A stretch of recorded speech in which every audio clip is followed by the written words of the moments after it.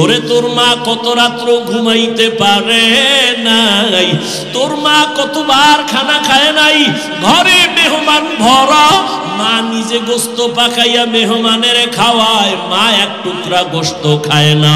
কেন? আমার ছেলেটা মাদ্রাসায় পড়ে, না জানি কি খায় না খায়, ওই চিন্তা কইরা মা এক টুকরা গোস্ত মুখের মধ্যে দেয় না। আর মোনাজাতে কাঁদে আর বলে, ও মালিক, আমার ছেলেটারে তুমি আলেম বানাইও, কোরআনে হাফেজ বানাইও, কিয়ামতের ময়দানে আমার ছেলের দ্বারা যেন আমার জান্নাত রাজা রাস্তা ক্লিয়ার হয়। ও মা বোনেরা, আপনারা কি পারেন না একটা ভালো ছেলের মা হইয়া কবরে যাবেন? ওরে আপনারা তো নবীদের মায়ের মতো দামি মা, আপনারা তো সাহাবায়ে কেরামদের মায়ের মতো দামি মা। খাদিজা রাদিয়াল্লাহু আনহার মতো দামি নারী, ফাতেমা রাদিয়াল্লাহু আনহার মতো দামি নারী, আপনারা তো আয়েশা রাদিয়াল্লাহু আনহার মতো দামি নারী। ও পর্দার আড়ালের আম্মা জানেরা, আপনারা তো ইসমাঈল নবীর মা হাজেরা আলাইহিস সালামের মতো দামি নারী, আপনারা তো ঈসা নবীর মা মারিয়াম আলাইহিস সালামের মতো বড় দামি নারী। এই দুনিয়ায় বড় আল্লাহর দুশমন ফেরাউন আল্লাহর সাথে বেয়াদবি আর চ্যালেঞ্জ কইরা নিজেরে খোদা দাবি করলো। জানা থাকলে একটু বলেন আপনারা, সেই বেঈমানের ঘরে তার স্ত্রীকে? ও পর্দার আড়ালের আম্মা জান, ওই বেঈমানের ঘরে আসিয়া কেমন স্ত্রী, আল্লাহর এমন আশিকা, এমন জাকেরা, এমন শাকেরা। রহমতের নবী বলেন, কিয়ামতের দিন জান্নাতে আসিয়ার সাথে আমার বিয়া হয়ে যাবে। ও পীরগঞ্জের মা, আপনার স্বামী তো ফেরাউনের মতো খারাপ না, আপনার স্বামী তো আলেমের মোহাব্বত করে। আপনি যদি নামাজ পড়িয়া স্বামীর জন্য দোয়া করতেন, ও আল্লাহ, আমার স্বামী দিন নাই রাত নাই কত কষ্ট করে কামাই করে, একটা স্বামীও নিজের জন্য কষ্ট করে না। সব স্বামীরা সন্তানের মুখে, স্ত্রীর মুখে হাসি ফুটাবার জন্য গাধার মতো কষ্ট করে। ও মা, আপনি যদি নামাজ পড়িয়া দোয়া করতেন, আল্লাহ, আমার স্বামীর কামাই রুজিতে বরকত বাড়াও, আমার স্বামীর হায়াতে বরকত দাও, ও আল্লাহ সুস্থ রাখো।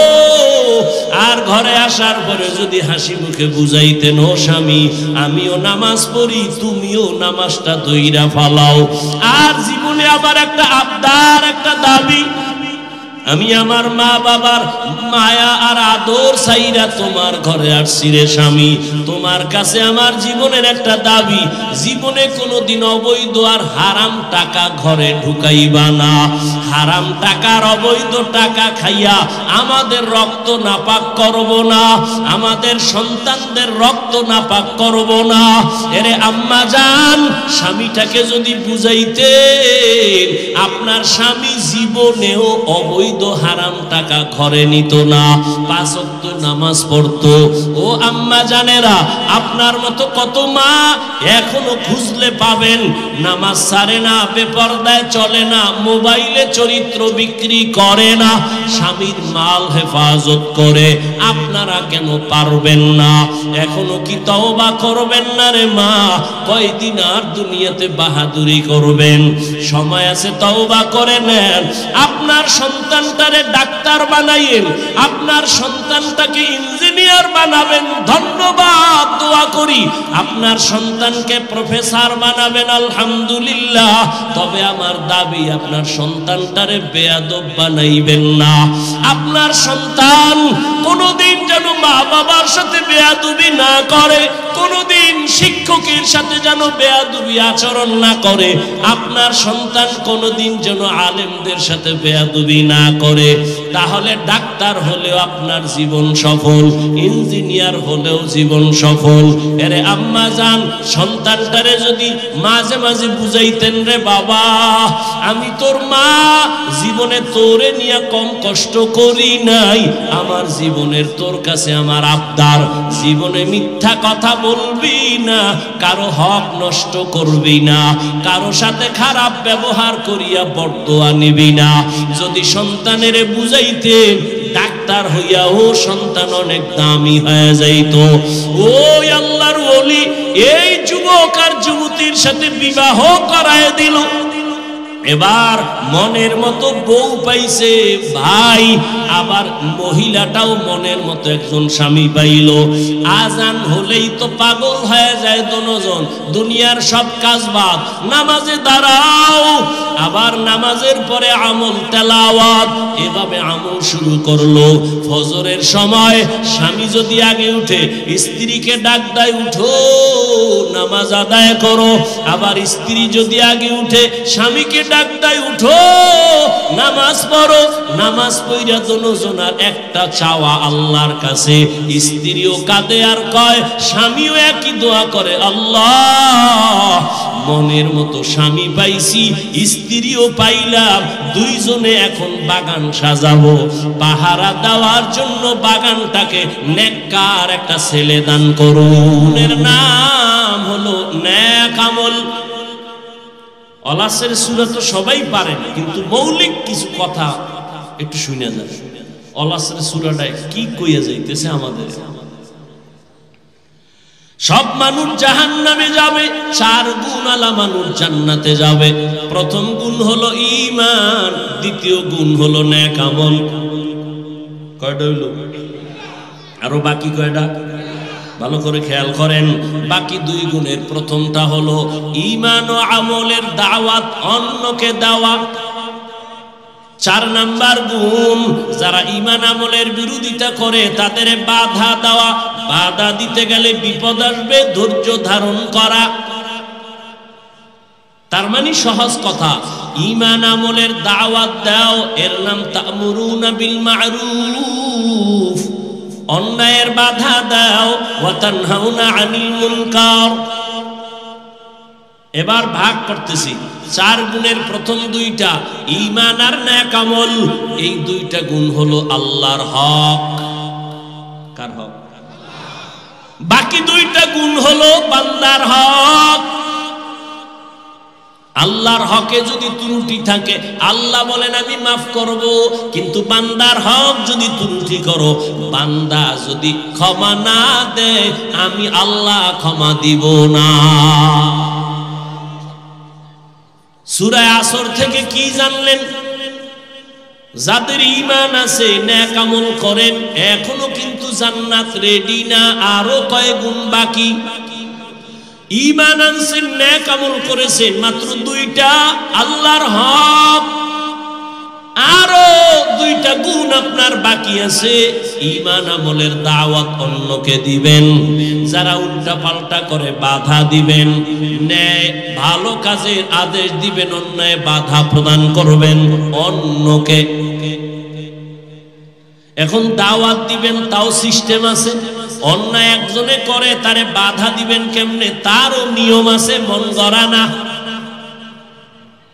এলাকায় কোন এক বুজুর্গ আইছে, ঘাড়ের উপর একটা থাপ্পড় দিয়ে যদি কোন কেউ হুজুর জিকির টিকির ঠিক মতো করেননি, এটা আদব হবে?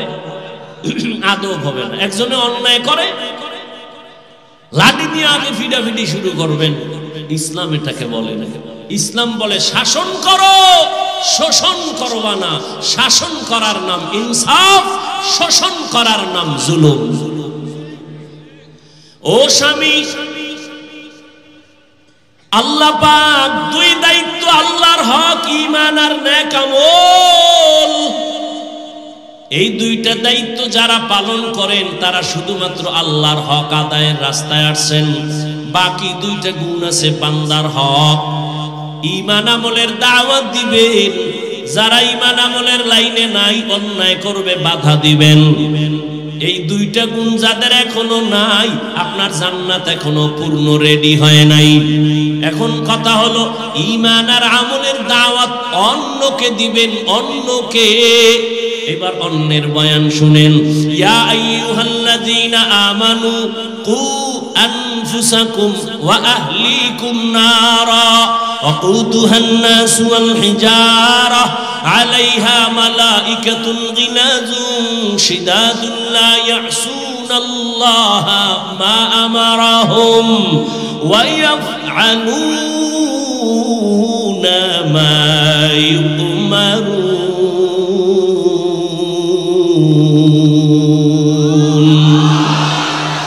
কালামে জিন্দা কুরআনে হাকিম হিকমতে উলায়া জালাস্তু কাদিম। আল্লাহ কয়, মুমিন জাহান্নামের আগুন থেকে নিজেকে বাঁচাও, তোমার আহালকে বাঁচাও।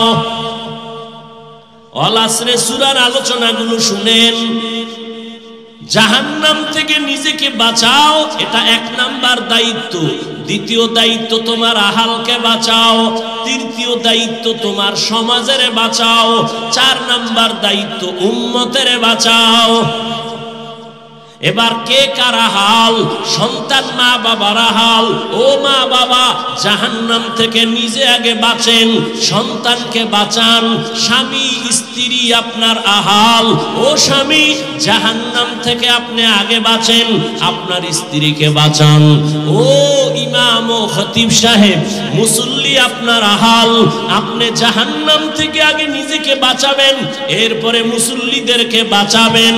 ও আল্লাহর গোলাম, ও এলাকার মেম্বার, কমিশনার, ওয়ার্ডের মানুষকে আগে নিজে বাঁচেন, ওয়ার্ডের মানুষকেও জাহান্নাম থেকে বাঁচান।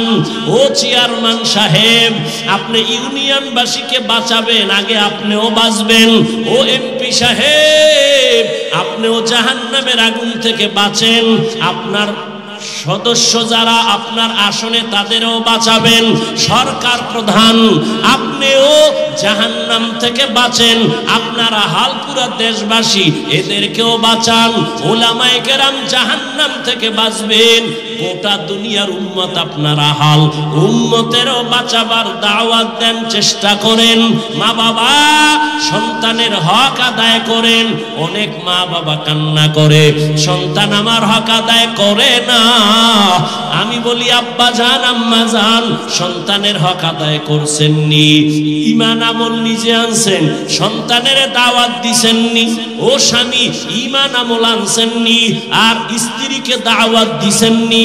কয় দেওয়ার রাস্তাই তো নাই, বিয়া করছি ডানা কাটা ভরি। এইরকম এক ভেজাল লাগিয়ে গেছে। বাঘের বাচ্চা, যারা শয়তান ভয় পায়, 27 বছরের যুবক, ওমরের আদালত। বাবাই গিয়া দাঁড়ায় বলে, আমার সন্তান আমার হক আদায় করে না। ওমর তো ওমর, কথার আগে তরবারি রেডি। তুমি ছেলের বিরুদ্ধে বিচার দিলা, ছেলে কই? কয় বাড়ি। না, আমি বাদী আর বিবাদী দোনোজন লাগবো, ডাকাও। ছেলেরে ডাকাই, যাই, তুই বাবার হক আদায় করো না কেন? ও কাঁপতেছে আর কয়, খলিফাতুল মুসলিমিন, বেয়াদবি মাফ করবেন, আমার কি কথা বলার অনুমতি আছে? কয় আছে, বলো। বলে, আমার হক আব্বার উপরে, আমার মা বাবার পক্ষ থেকে কি আমার উপরে কোনো হক আছে? বলে আছে। জানতে পারি? বলে পারো। ওমর বলে, 1 নাম্বার হক বলবো? এরে আব্বা জান, আম্মা জান, 1 নাম্বার আপনার হক, ভালো মা একজন ঘরে আনবেন। কি মা? ভালো মা। কই পাবেন? বলে পার্কের গোড়ায়। হ্যাঁ, শহরে বাজারে দেখো নারীদের ঢল, পর্দাবিহীন তারা করে ঝলমল, অন্যকে তার দিকে আশিক বানায়, অন্যকে তার দিকে আশিক বানায়। দেশটায় আজি ধ্বংস নারীর বেপরদায়, সবার মুখে একই আওয়াজ, হায় হায় হায়। এরে আল্লাহর বান্দা ভালো করে বুঝো, ওমরে ফারুক বলেন 1 নাম্বার হক ভালো মা ঘরে আনবে। ছেলে ডাক দিয়া কয় খলিফাতুল মুসলিমিন আমার আব্বাই হক আদায় করে নাই, ভালো মা ঘরে আনে নাই, ডানা কাটা ভরি নিয়ে আসছে। ডানা কাটা ভরির মানে কি, ও ঘরে আইয়া শুধু ডানা কাটবে। ঘরের মধ্যে আইয়াই কয় তোর বাবার ব্যবহার ভালো না, ডানা খারাপ, এটারে বাদ দে। কিছুদিন পরে কয় তোর মায়ের ডানাও ভালো না, বাদ দে। কয় করুন কি, কয় শহরে ফ্ল্যাট লইয়া শ্বশুর শাশুড়ি বাপ লয়ে গেছে ফ্ল্যাটে। এবার ছেলে একদিকে বউ আর একদিকে দৌড়ায়। কিছুদিন খাইয়া এবার বউ কয় তোর ডানাও খারাপ, তোর কল্লা আর ডানা কাইটা আমি হিজরত করা শুরু করলাম। ঠিক নি?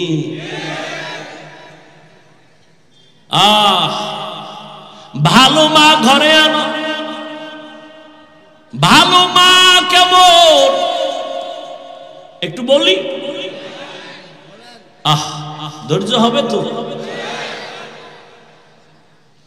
ছোট ভাই বিয়া করে ফেলেছে, বড় ভাই এখনো বিয়া করে নাই। ছোট ভাই একদিন ডাক দিয়া কয় ও মিয়া ভাই আপনি বিবাহ করেন না কেন? কয় মাইয়া ভাই না। দেশে কি মাইয়ার অভাব? কয় যেমন মাইয়া চাই তেমন পাই না। খুব যুবকেরা শুনিস, তোকে কপালে বিয়া নাই। যেই পরিমাণ মোবাইলে অ্যাডভান্স হইয়া আসো, কপালে বিয়া নাই, আর যদি থাকেও তো বউ পাবি না, পাবি জল্লাদ। জুতা মোবারক দিয়া তোরে ফিডাইয়া জাল মিডাইব বিয়ার স্বাদ কেমন। কয় না হুজুর টেনশন নাই, কোরআন শপথ করছে কোরআন। আমি কই মাইয়া যে কোরআন লইছে সিরিয়াল কত? কয় কেমনে কই? আমি কই তোর সিরিয়াল যত মাইয়ার দাও তত। তোর সিরিয়াল কত? কয় 3। 2 মাইয়ার পরে না 3।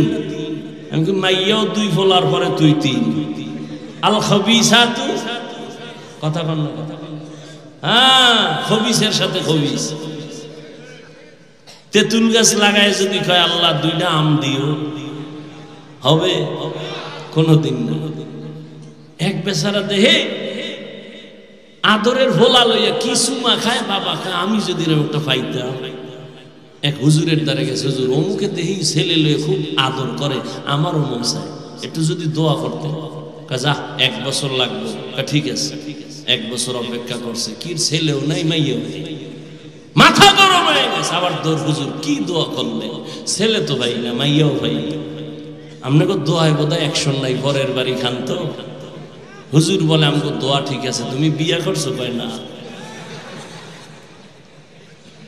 বিবাহ না করে সন্তানের আশা করা যেমন বোকামি, মদিনাওয়ালা নবীর আদর্শ জবাই করিয়া শান্তির দোয়া করাটাও বোকামি।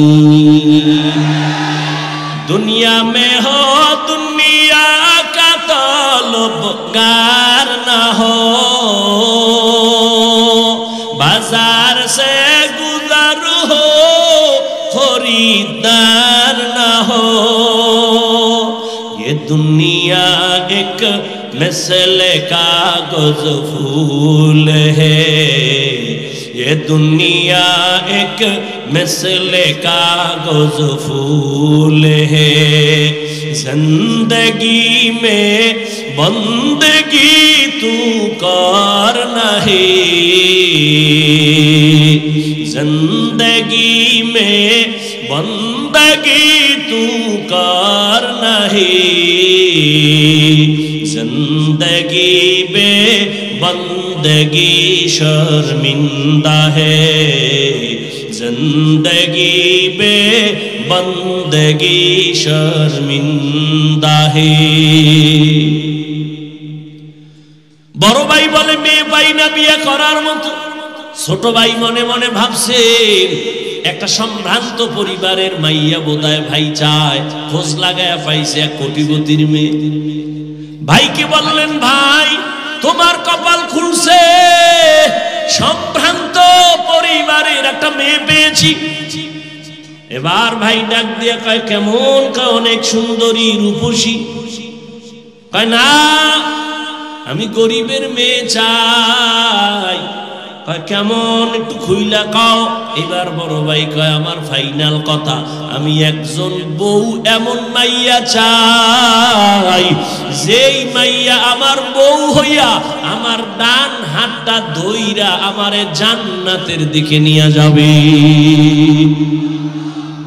ছোট ভাই কয় মাপসাই তোর কপালে বিয়া নাই। বড় ভাই কয় শোন, আমার মাওলায় যদি কবুল করে সময় বেশি লাগবে না। পাগল হইছিল তোর কপালে যদি বিয়া থাকে, মাইয়া তো আরো আগে আল্লাহ বানাইছে। পাগল হইছিল,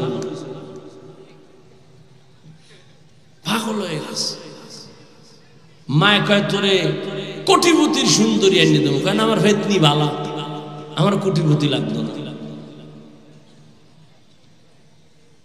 এরপর কি করছে, ওইটারে পাওয়ার জন্য আর একজনের জবাই করছে। জবাই করে পরিণাম ফল কি হইল, মাইয়াও জেলে, এই ফোলাও জেলে, শেষ ফল ফাঁসি। কি হইল, এখন কি দুনিয়া সেই এনালক আছে নাকি? 5 বছর আগে অন্যায় করেছে, একটা মাইয়ার সাথে প্রেম করে মাইয়াটারে কোনো এক স্বার্থে বইরা মেরে ফেলছে। জামালপুর বিশাল একটা অন্ধকার রাতে ধান খেতে কেউ নাই, 5 বছর পরে আসামি ধরা, আদালতে হাজির। এই তোর কথা আছে কোনো?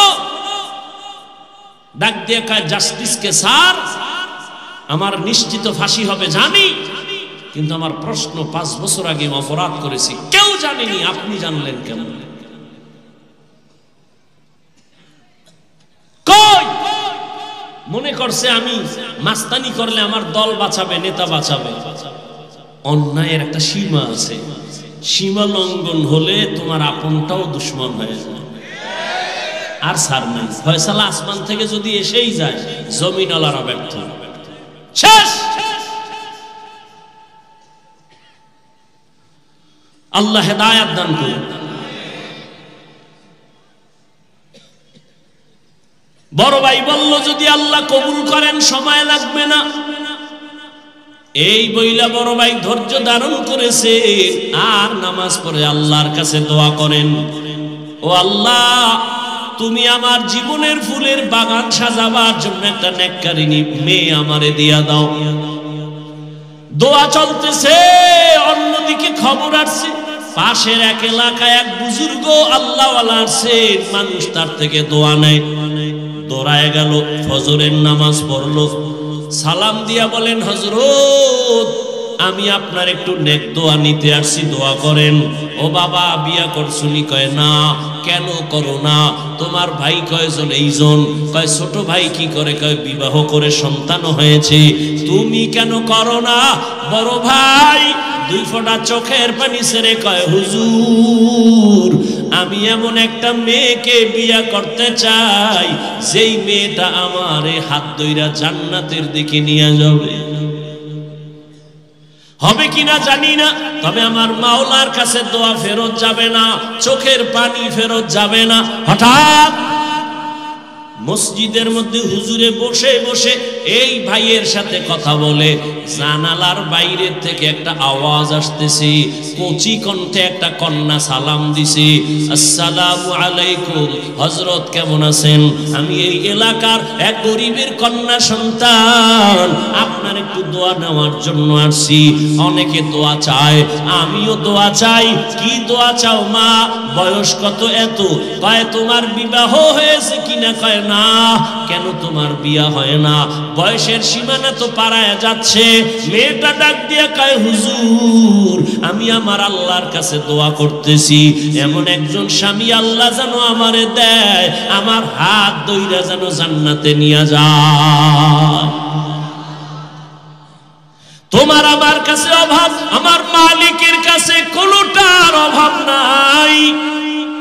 হুজুর কয় রে যুবক, মাওলা মহল্লায় বুঝি তোর চোখের পানি কবুল করে ফেলছি, বিয়া করবিনি? বলে হুজুর আপনার দোয়া থাকলে আগাবো। হুজুর মধ্যে থাইকা এই মেয়ে ছেলের সাথে বিয়া করায় দিছি। এই যুবক, নামটা শেষে কমু, বাসায় যাই মোবাইল থেকে বের করবি, এই সান কফাইল্লা ফোলা ডাকে। আর তুই কে? কি অর্জন করেছ জীবনে?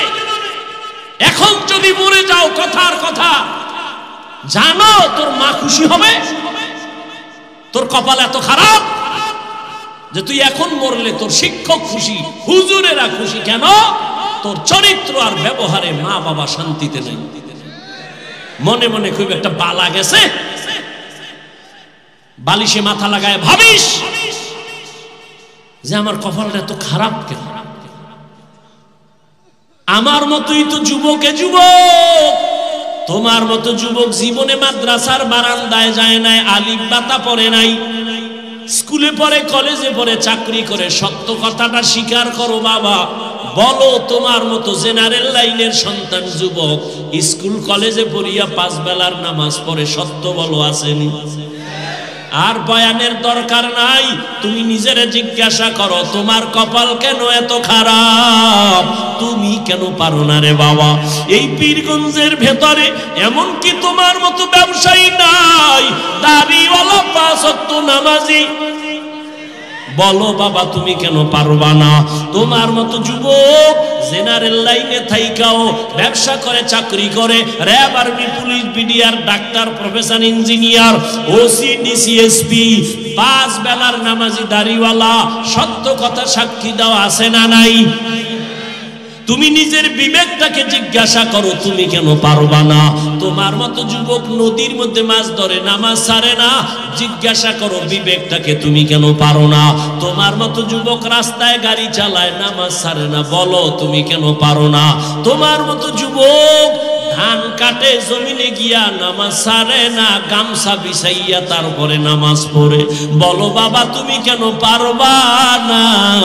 ও পর্দার আড়ালের আম্মা জানেরা, বোনেরা, আপনাদের কপাল কত ভালো। আজকে এই পীরগঞ্জের স্টেজে 20টা ছেলের মাথায় পাগড়ি পরাইলাম, ওদের সিনার মধ্যে 30 পারা কোরআন জমা, আদর্শ লিপি 10 পৃষ্ঠার একটা হাফেজ বাংলাদেশ ঘুইরা পাইবা না। আর 30 পারা কোরআন 8 বছরের সন্তানের সিনায় মাত্র 6 মাসে মুখস্থ। ওদের মা বাবার মতো আজকে ঈদের আনন্দে আর কেউ নাই। ওর মা বাবা যে আজকে ঈদের আনন্দে আছে, আমার ছেলে হাফেজ হাজারো হাজারো মানুষের সামনে আজকে পাগড়ি নিল। কিয়ামতের দিন আমার আল্লাহ ডাকবে, আয় আয়, দুনিয়াতে কোরআন পড়িয়া মানুষের পাগড়ি নিছো, আর মানুষ তোর তেলাওয়াত শুনে কান্না করছে। আজকে কোটি কোটি জান্নাতীদের সামনে আয়, একটু কোরআন তেলাওয়াত শোনা, আমি আল্লাহ নিজে তোর তেলাওয়াত শুনবো। আর তোর মা বাবার একটু ডাক, তোর মা বাবাই কত কষ্ট করিয়া খাইয়া না খাইয়া তোরে লেখাপড়া শিখাইছে। ওরে তোর মা কত রাত্র ঘুমাইতে পারে নাই, তোর মা কতবার খানা খায় নাই, ঘরে মেহমান ভরা, মা নিজে গোস্ত পাকাইয়া মেহমানের খাওয়ায়, মা এক টুকরা গোস্ত খায় না। কেন? আমার ছেলেটা মাদ্রাসায় পড়ে, না জানি কি খায় না খায়, ওই চিন্তা কইরা মা এক টুকরা গোস্ত মুখের মধ্যে দেয় না। আর মোনাজাতে কাঁদে আর বলে, ও মালিক আমার ছেলেটারে তুমি আলেম বানাইও, কোরআনে হাফেজ বানাইও, কিয়ামতের ময়দানে আমার ছেলের দ্বারা যেন আমার জান্নাত রাজা রাস্তা ক্লিয়ার হয়। ও মা বোনেরা, আপনারা কি পারেন না একটা ভালো ছেলের মা হইয়া কবরে যাবেন? ওরে আপনারা তো নবীদের মায়ের মতো দামি মা, আপনারা তো সাহাবায়ে কেরামদের মায়ের মতো দামি মা, খাদিজা রাদিয়াল্লাহু আনহার মতো দামি নারী, ফাতেমা রাদিয়াল্লাহু আনহার মতো দামি নারী, আপনারা তো আয়েশা রাদিয়াল্লাহু আনহার মতো দামি নারী। ও পর্দার আড়ালের আম্মা জানেরা, আপনারা তো ইসমাঈল নবীর মা হাজেরা আলাইহিস সালামের মতো দামি নারী। আপনারা তো ঈসা নবীর মা মারিয়াম আলাইহিস সালামের মতো বড় দামি নারী। এই দুনিয়ায় বড় আল্লাহর দুশমন ফেরাউন আল্লাহর সাথে বেয়াদবি আর চ্যালেঞ্জ কইরা নিজেরে খোদা দাবি করলো। জানা থাকলে একটু বলেন আপনারা সেই বেঈমানের ঘরে তার স্ত্রীকে। ও পর্দার আড়ালের আম্মা জান, ওই বেঈমানের ঘরে আসিয়া কেমন স্ত্রী, আল্লাহর এমন আশিকা, এমন জাকেরা, এমন শাকেরা। রহমতের নবী বলেন কিয়ামতের দিন জান্নাতে আসিয়ার সাথে আমার বিয়া হয়ে যাবে। ও পীরগঞ্জের মা, আপনার স্বামী তো ফেরাউনের মতো খারাপ না, আপনার স্বামী তো আলেমের মোহাব্বত করে। আপনি যদি নামাজ পড়িয়া স্বামীর জন্য দোয়া করতেন, ও আল্লাহ আমার স্বামী দিন নাই রাত নাই কত কষ্ট করে কামাই করে, একটা স্বামীও নিজের জন্য কষ্ট করে না। সব স্বামীরা সন্তানের মুখে, স্ত্রীর মুখে হাসি ফুটাবার জন্য গাধার মতো কষ্ট করে। ও মা, আপনি যদি নামাজ পড়িয়া দোয়া করতেন, আল্লাহ আমার স্বামীর কামাই রুজিতে বরকত বাড়াও, আমার স্বামীর হায়াতে বরকত দাও, ও আল্লাহ সুস্থ রাখো। আর ঘরে আসার পরে যদি হাসি মুখে বুঝাইতেন, ও স্বামী আমিও নামাজ পড়ি, তুমিও নামাজটা দইরা ফালাও। আর জীবনে আবার একটা আবদার, একটা দাবি, আমি আমার মা বাবার মায়া আর আদর চাইরা তোমার ঘরে আসছি রে স্বামী। তোমার কাছে আমার জীবনের একটা দাবি, জীবনে কোনোদিন অবৈধ আর হারাম টাকা ঘরে ঢুকাইবা না। হারাম টাকার অবৈধ টাকা খাইয়া আমাদের রক্ত নাপাক করব না, আমাদের সন্তানদের রক্ত নাপাক করব না। এরে আম্মা জান, স্বামীটাকে যদি বুঝাইতে, আপনার স্বামী জীবনেও অবৈধ হারাম টাকা ঘরে নিত না, 5 ওয়াক্ত নামাজ পড়তো। ও আম্মা জানেরা, আপনার মতো কত মা এখনো খুঁজলে পাবেন, নামাজ ছাড়ে না, বেপরদায় চলে না, মোবাইলে চরিত্র বিক্রি করে না, স্বামীর মাল হেফাজত করে। আপনারা কেন পারবেন না? এখনো কি তওবা করবেন না রে মা? কয়দিন আর দুনিয়াতে বাহাদুরি করবেন? সময় আছে, তওবা করে নেন। আপনার সন্তানটারে ডাক্তার বানাইয়েন, আপনার সন্তানটাকে ইঞ্জিনিয়ার বানাবেন, ধন্যবাদ, দোয়া করি। আপনার সন্তানকে প্রফেসর বানাবেন, আলহামদুলিল্লাহ। তবে আমার দাবি, আপনার সন্তানটারে বেয়াদব বানাইবেন না। আপনার সন্তান কোনোদিন যেন মা বাবার সাথে বেয়াদবি না করে, কোনোদিন শিক্ষকের সাথে যেন বেয়াদবি আচরণ না করে। আপনার সন্তান কোনোদিন যেন আলেমদের সাথে বেয়াদবি না করে। তাহলে ডাক্তার হলেও আপনার জীবন সফল, ইঞ্জিনিয়ার হলেও জীবন সফল। এরে আম্মা জান, সন্তানটারে যদি মাঝে মাঝে বুঝাইতেন, রে বাবা আমি তোর মা, জীবনে তোরে নিয়ে কম কষ্ট করি নাই, আমার জীবনের তোর কাছে আমার আবদার, জীবনে মিথ্যা কথা বলবি না, কারো হক নষ্ট করবি না, কারো সাথে খারাপ ব্যবহার করিয়া বরদোয়া নিবি না। যদি সন্তানের বুঝাইতে, ডাক্তার হইয়া ও সন্তান অনেক দামি হয়ে যাইত। ওই আল্লাহর ওলি এই যুবক আর যুবতীর সাথে বিবাহ করায় দিল। এবার মনের মতো বউ পাইছে ভাই, আবার মহিলাটাও মনের মতো একজন স্বামী পাইল। আজান হলেই তো পাগল হয়ে যায় দুজন, দুনিয়ার সব কাজ বাদ, নামাজে দাঁড়াও। আবার নামাজের পরে আমল তেলাওয়াত, এভাবে আমল শুরু করলো। ফজরের সময় স্বামী যদি আগে উঠে, স্ত্রীকে ডাক দেয়, উঠো নামাজ আদায় করো। আবার স্ত্রী যদি আগে উঠে, স্বামীকে ডাক দেয়, উঠো নামাজ পড়ো। নামাজ পড়া দুজনার একটা চাওয়া আল্লাহর কাছে। স্ত্রীও কাঁদে আর কয়, স্বামীও একই দোয়া করে, আল্লাহ মনের মতো স্বামী পাইছি, স্ত্রীও পাইলাম, দুইজনে এখন বাগান সাজাবো। পাহারা দেওয়ার জন্য বাগানটাকে নেককার একটা ছেলে দান করো। দুইজনার দোয়া কবুল হতে চলছে, এক হাতে তালি বাজে না, বিনা বাতাসে পানি নড়ে না। ঠিক স্বামী আর স্ত্রীর মন যদি এক না হয়, ওই বাগানে কোনোদিন ফুল ফোটে না। স্ত্রীর মনও এক, স্বামীর মনটাও এক। দুইজনে কান্না করে দোয়া করতেছেন, হে মালিক নেককার সন্তান দিও। আল্লাহ এমন একটা সন্তান তাদের দান করলেন। এই সন্তান দুনিয়াতে আসা মাত্র ডান কানে আজানের আওয়াজ, বাম কানে ইকামতের আওয়াজ। 7 দিনের দিন চুল ফালায় একটা সুন্দর নাম রাখছে। নাম রাখার পরে এবার সন্তানটারে আদব শিক্ষা দিতেছে। আদব শিক্ষা দিয়া এমন একটা আদর্শের সন্তান মা বাবাই উপহার দিয়া গেল। ইতিহাসের পৃষ্ঠা যদি খুলো বাবারা, নামটা দেখবা স্বর্ণাক্ষরে লেখা। গুগলে সার্চ দিয়া বাসায় গিয়া বাইর কইরো, ওই দুইজনার মিলন মেলার বাগানের ফুটন্ত গোলাপ এমন এক সন্তান।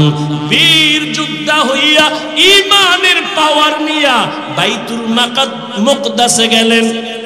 বাইতুল মুকাদ্দাস জেরুজালেমে যাইয়া ইহুদি বেঈমানের হাত থেকে প্রথম কিবলা বাইতুল মাকদিসকে হস্তগত করে ফেললেন। ওই মালয়েশিয়া, রাশিয়া সব বেঈমানের মোকাবেলায় বিজয়ের পতাকা উড্ডীন করলেন। ওই সন্তানের নাম এমন কোন ইতিহাসবিদ নাই জানে না, এমন কোন শিক্ষিত মানুষ নাই জানে না। এমন বীর পুরুষকে যার শিক্ষা নিয়ে যার অবদানকে কেউ অস্বীকার করতে পারে না।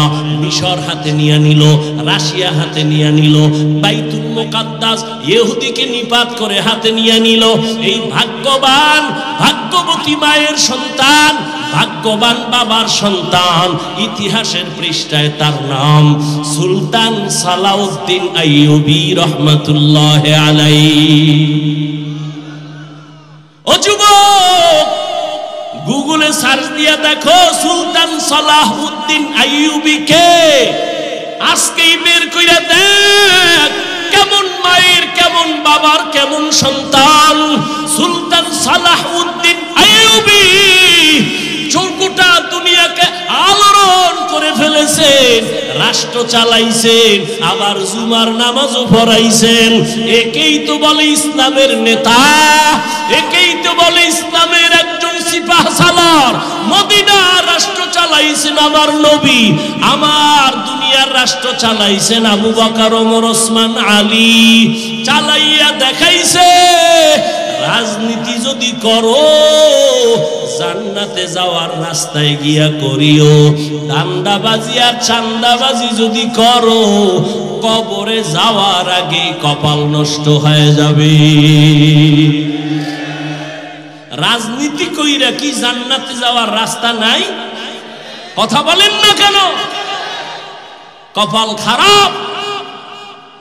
ব্যবসায়ী ভাই, ব্যবসার লাইনে থাইকা জান্নাতের পথ খুঁজো।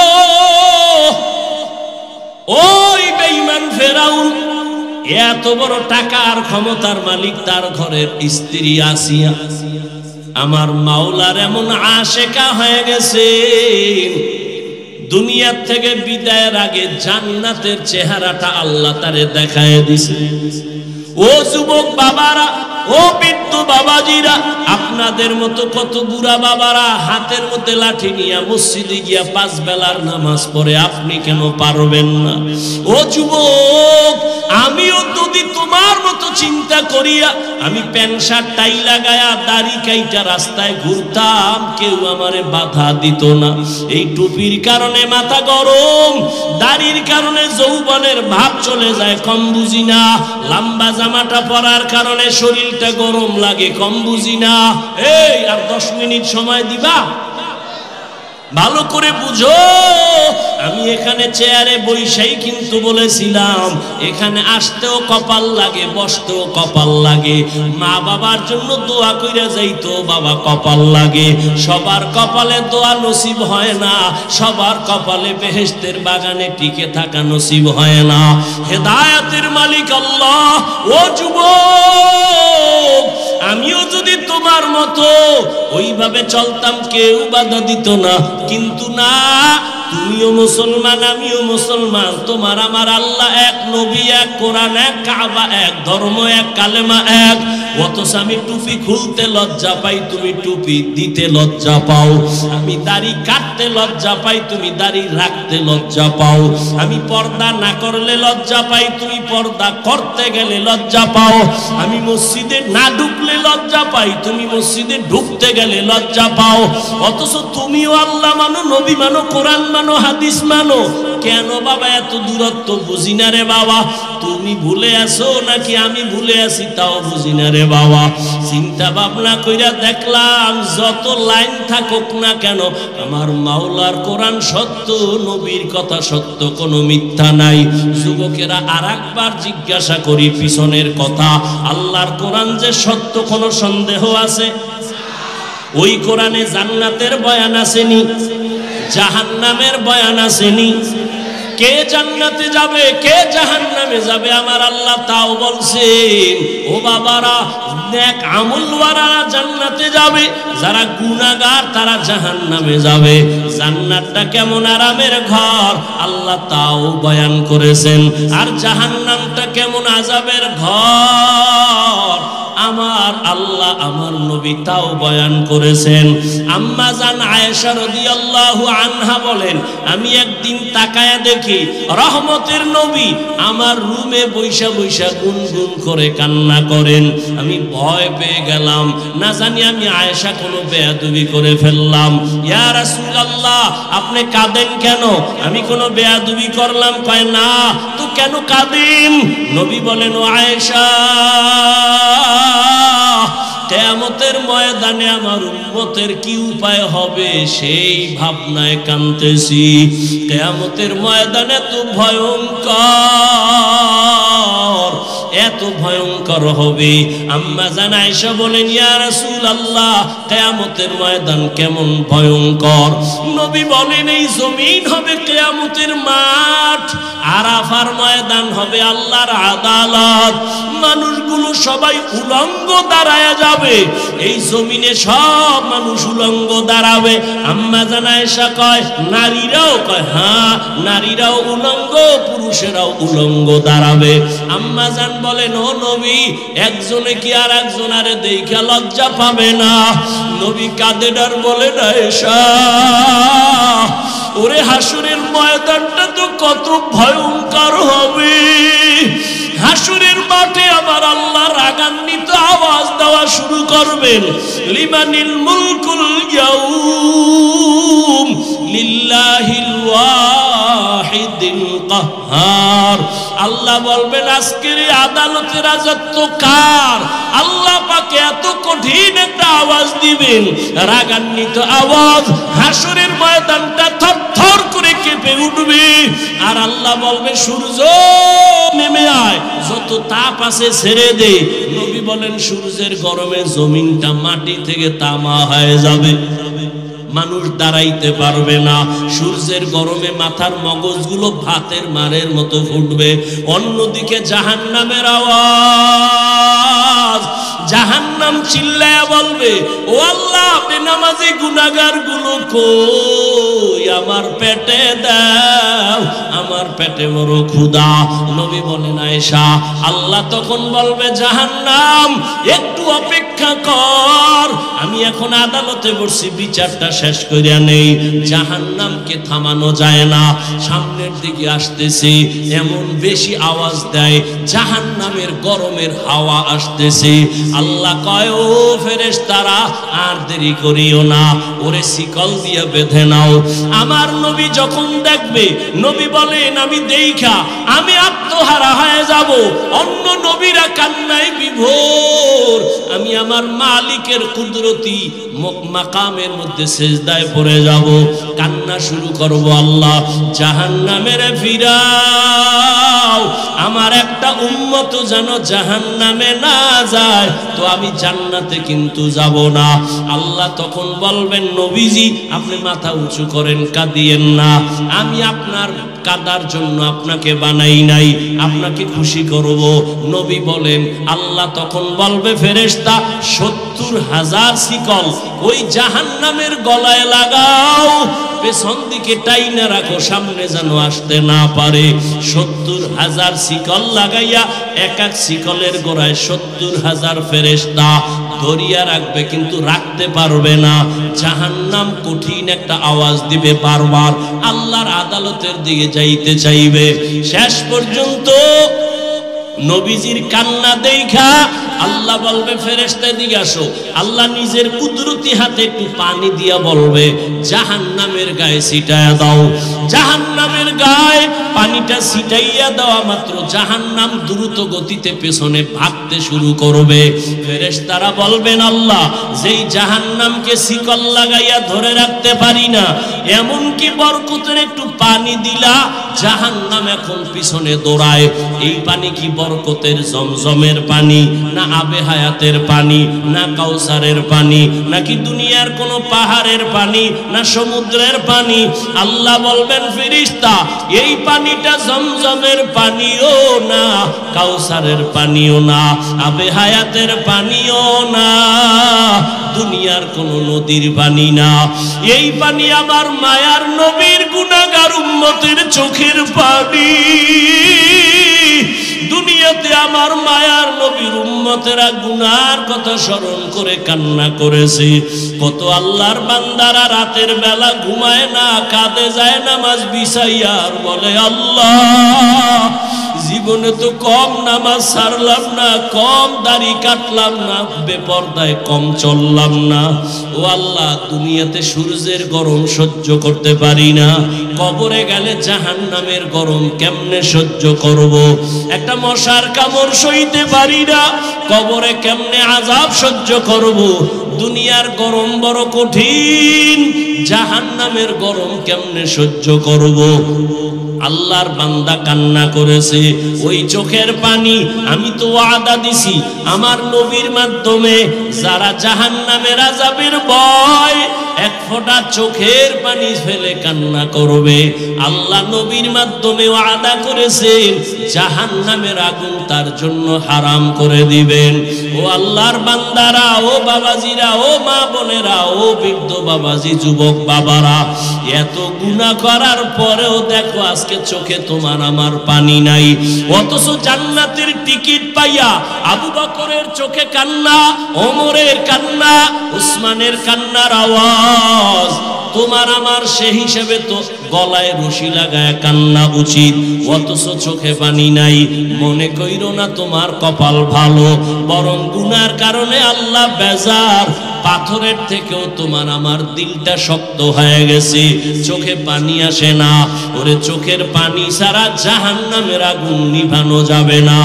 এখনো যদি মনে চায়, আল্লাহর নবী বলেন জাহান্নামের ভয় নিয়ে 2 ফোঁটা চোখের পানি সারিয়া কান্না করিও।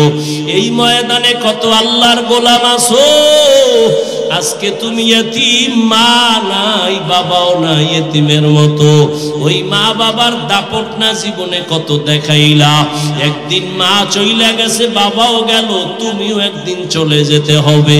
ওই মা বাবার পাইবা না, ওই মা বাবা এখান থেকে অনেকে আবার বাসায় যাইয়া মা বলে ডাকবে, বাবা বলে ডাকবে, মা বাবা দরজা খুলবে, যার মা নাই তার কলিজাটা ছিঁড়িয়া যাবে।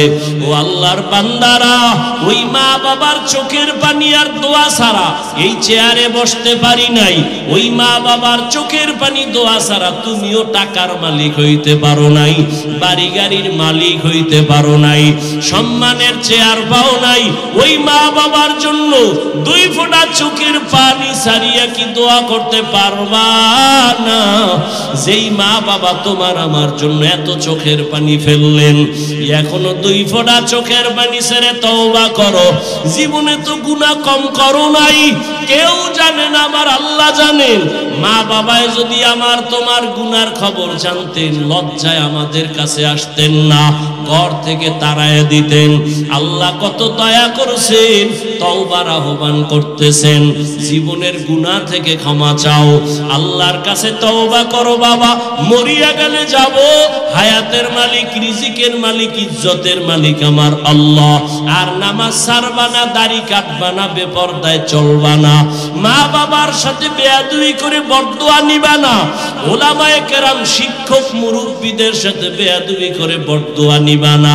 তওবা করার মতো যদি কারো অন্তর তৈরি হয়, মুনাফিকি যদি অন্তরে না থাকে, 2 হাত আমার আল্লাহকে দেখাইয়া দাও। আয় আল্লাহ, হাতগুলো কবুল করে নেন, তওবা কবুল করে নেন, তওবার উপরে মজবুত হইয়া চলার মতো তৌফিক দান করেন, আমিন। আলহামদুলিল্লাহি রাব্বিল আলামিন, ওয়াসসালাতু ওয়াসসালামু আলা সাইয়্যিদিল আমবিয়া ওয়াল মুরসালিন ওয়া আলা আলিহি ওয়া আসহাবিহি আজমাইন। ইয়া আরহামার রাহিমিন, ইয়া আরহামার রাহিমিন, ইয়া আরহামার রাহিমিন। রব্বিরহামহুমা কামা রব্বায়ানি সগীরা।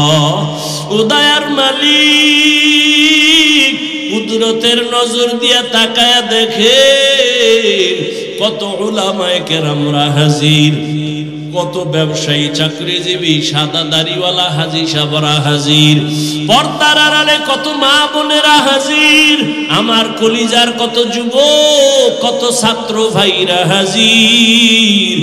দুনিয়ার বাড়িওয়ালাদের দরজাগুলো বন্ধ, আপনার রহমতের দরজা তো বন্ধ না।